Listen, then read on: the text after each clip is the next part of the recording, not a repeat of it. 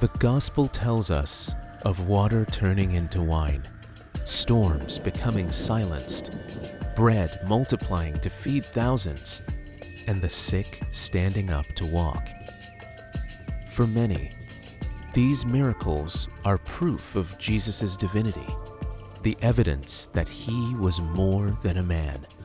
But what if that was never the plan?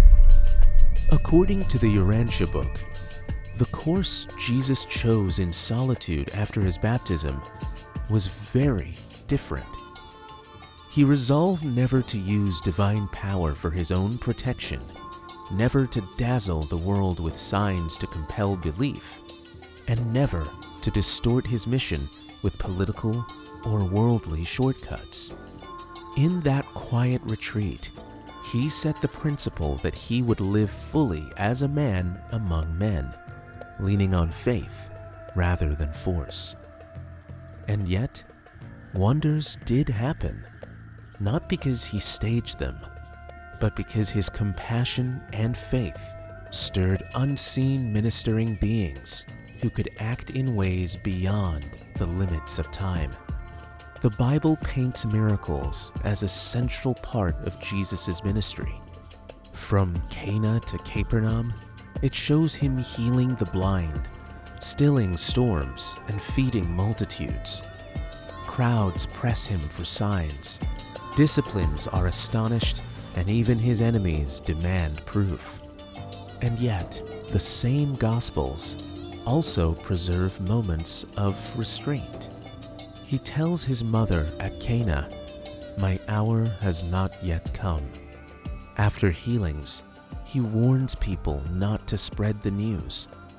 And to the religious leaders demanding a sign, he answers sharply, "A wicked and adulterous generation seeks for a sign." Clearly, even in Scripture, there is tension. Jesus is surrounded by wonders, but wary of spectacle.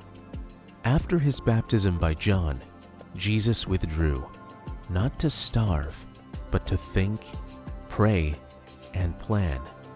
This was not about testing his body through fasting, but about clarifying his mission.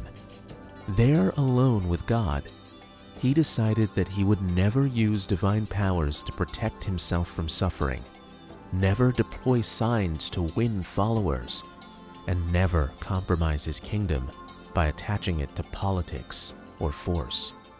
He chose the slower, harder path of persuasion, inviting people into faith freely, never coercing them with marvels. Why would he refuse to use what was clearly available to him? The answer goes to the heart of his mission. First, he wanted faith to be free. A sign that compels belief is not faith at all. It is submission to power. Second, he wanted the message itself to shine. The gospel was not about spectacular events. It was about the fatherhood of God and the brotherhood of man, about trust, forgiveness, and love. If people chased him for bread that never ran out, they would miss the bread of life that he actually offered. And finally, he wanted to live as one of us, not insulated from danger or pain. If he constantly used divine power to shield himself, how could he claim to truly know our human experience? And yet, the story doesn't end there. Even though Jesus chose not to orchestrate miracles, extraordinary events still happened. Jesus was always accompanied by loyal ministering spirits, seraphim, midwayers, and universe helpers, beings not bound by time as we are. These beings could act when compassion and faith created the right conditions.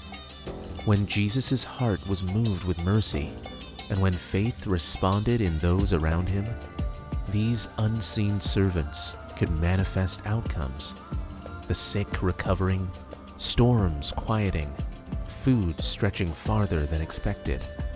In other words, The so-called miracles were not stage tricks or suspensions of natural law. They were fruits of living faith and divine compassion, carried out through the ministry of unseen beings who worked within laws of the universe that we only dimly perceive. That is why Jesus so often told people, "Your faith has made you well." He redirected attention away from spectacle and toward trust in God. It was never, "Look what I can do," but "Look what faith can open for you." The Bible itself hints at this same restraint. After many healings, Jesus insists that the events not be publicized.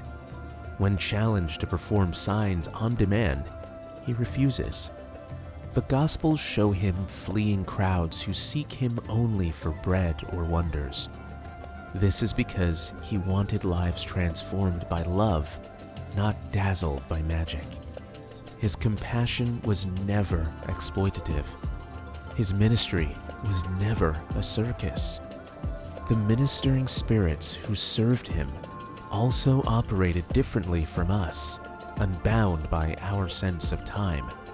What looks instantaneous to us, a storm stilled, a body suddenly strengthened, was, from their perspective, the coordinated unfolding of mercy, faith, and natural process.